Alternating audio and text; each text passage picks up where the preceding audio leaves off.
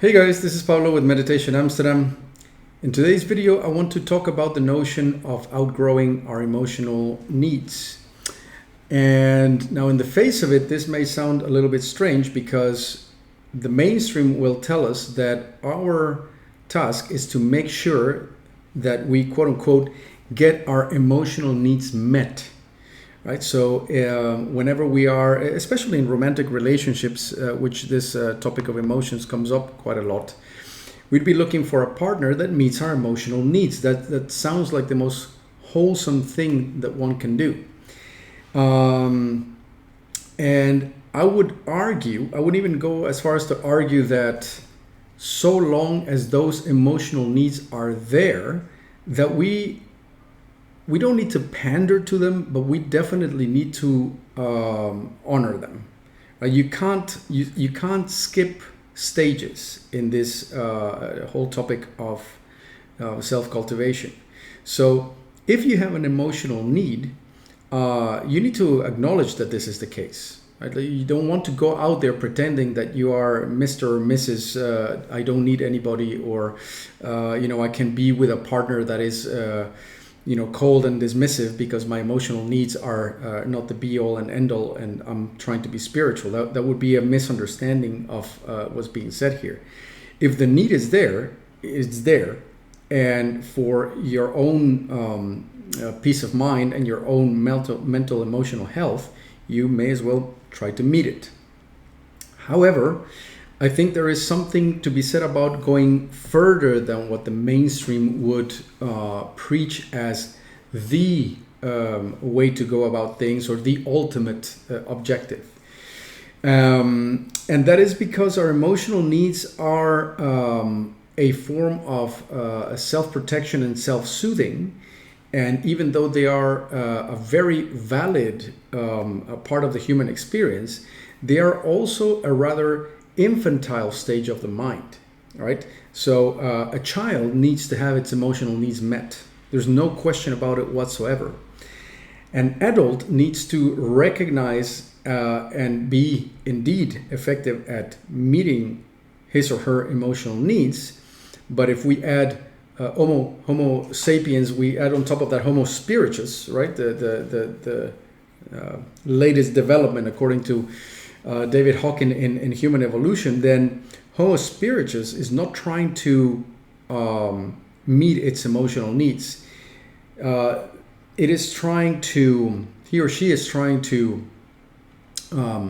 understand where those needs come from, and try to eliminate the sources of fear and neediness and lack from which they typically spring.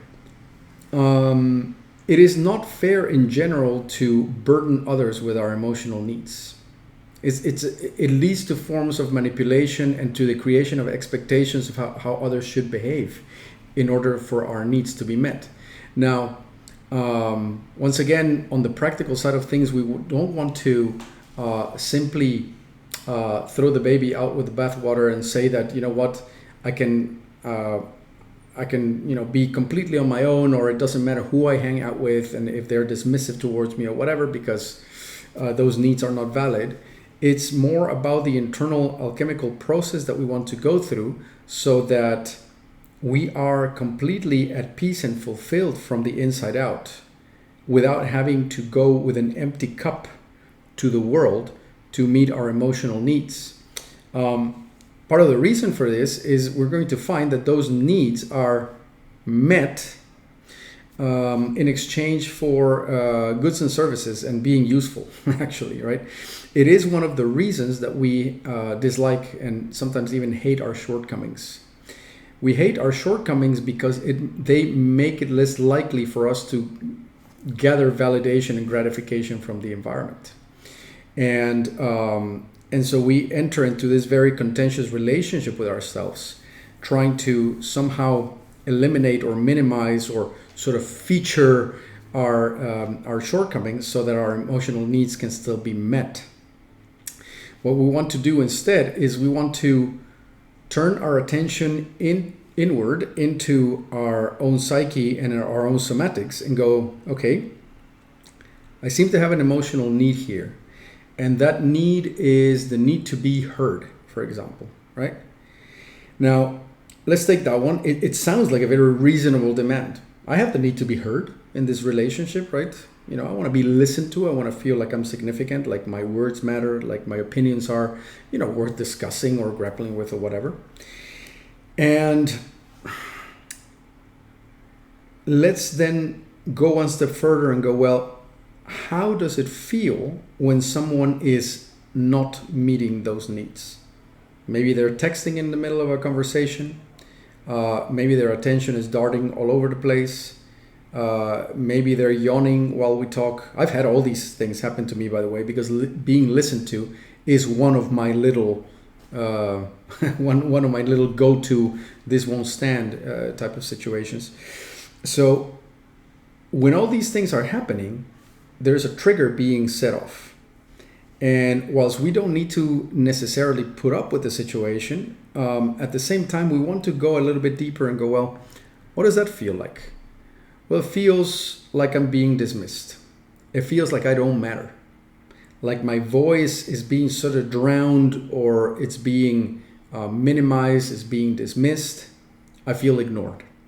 Okay, very good. So you feel ignored. What does that feel like? Well, it feels like I don't have the capacity to say,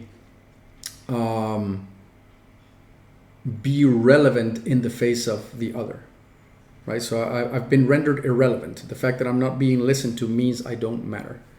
Okay, well, what does that feel like? What's the fear behind it? What's it is like? Well, being irrelevant means I won't be able to procure love and safety from the other. Okay, so you can't procure love and safety. What does that feel like? Well, it feels lonely and it feels dangerous and vulnerable. Okay, so now you're alone and you are not safe. Okay, so now we're getting to very core sort of icky fears, right? Being alone and being not safe.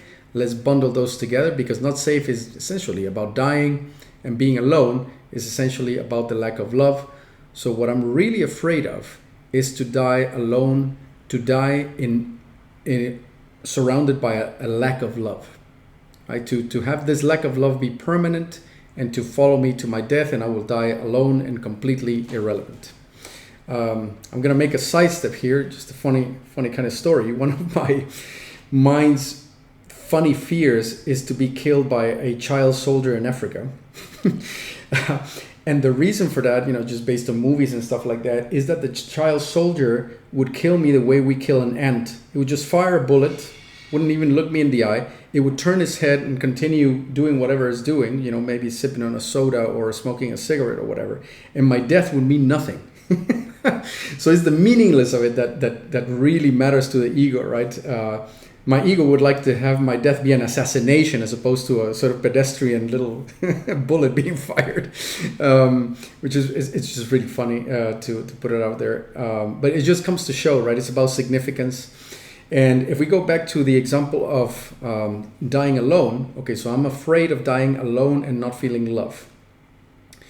And that goes very, very deep. That goes to the very heart of survival and to the very heart of feeling connectedness, right, in our lives. So that when I'm being ignored, that nerve is being triggered. And I've tried to follow it all the way down. And what I will now do, this is my job now, is to spend as much time transmuting that fear, feeling it as clearly as I can, noticing the mental thoughts that it triggers, noticing the somatic sensations that it triggers, and notice that it all is being felt and disliked by a certain sense of self, right? So this unconscious bundle will present itself as a sense of self. In other words, it feels like this is happening to me. It feels like I am the offended party or the afraid one. And I will do an inquiry into who this actually is. Who is claiming to be afraid of these things? And I will come to see that it is only fear that it is afraid of itself, or that it is the very reluctance to feel afraid that is also unconscious and claiming personhood, and claiming, or rather hijacking, my awareness and making it into a self that is afraid. Now, in doing this process, I come to realize that I can be fully connected with my own heart, and that I can be completely vulnerable to my own heart and to my own mortality. And this will create a very fulfilling type of, a very loving kind of sensation in which we come to fully embrace and come to fully integrate that fear, so that it feels that it is completely enveloped with attention and therefore love. Now, the somatic, or rather the bodily sensations that we feel when we do that process and it comes to full completion, is one of a lot of pleasure and warmth, actually. So it feels very ooey gooey, it feels very safe, and it feels like we have healed something, because it is a wound, actually, that we've healed. And awareness is like a balm. Now, that balm will feel like searing hot at first when the healing is happening. The alchemical process is one of a lot of heat, a lot of discomfort, and we need to be able to go through that. But eventually, there's a resolution to this, and the resolution of the somatic and neurological wound comes with a psychological resolution of the topic, so that when somebody is distracted, that wound no longer feels like it's raw. It rather feels like, oh, if someone's distracted while I'm talking to them, I can now make fun of it. I can actually change the direction of the discussion. I can be quiet for a while and just observe them and let them do their thing, because maybe it's something important that they need to check on their phone, right? So my avenues of options have now become very broad and very wholesome, very neutral, very loving, very connected, and I have outgrown my need for being heard, my need for attention, at least my pathological need for attention, right? Of course, it's always more pleasant to have a conversation with someone who's listening. Nobody's here to deny that or argue otherwise. But notice that to the degree that it creates an emotional dysregulation and ickiness of like, oh, I have to get this need met, something is behind that. And whilst most coaching, and especially dating coaches out there, are peddling this notion of go out there and make sure that you have your boundaries so that you can get your needs met, I'd say, okay, provisionally, sure, but go into a full-fledged exploration of what those needs are, and are they really wholesome needs coming from the right place of love, or are you trying to procure validation and gratification from the external environment, in which case, it's never going to work out, no matter how much boundaries you put out there and no matter how clever you become at selecting the right partners and the rest of that. So that is the thought for today, is about outgrowing your emotional needs. Even with the caveat that I just made now about, some of this is wholesome, eventually it all needs to be done away with, right? Eventually emotionality is just seen as a rather crude mechanism that needs to be constantly pandered to, and this mechanism needs to be unhinged and cleaned up and allowed to be just rendered rather irrelevant, where we have clean central channel with all the trauma resolved. Then emotionality turns out not to be all that important, or as important as it seemed to be when the central channel with all the emotions is not clean and things are getting caught up in there. So I hope you enjoyed today's topic. I'm curious, as usual, as to your thoughts about it, so do share them in the comment section. And if you believe that these topics are interesting and might benefit others, then your liking, sharing, and subscribing to the channel makes it a little bit more visible, and it's also very motivating. I'll be back with more pretty soon. Cheerio. Bye-bye.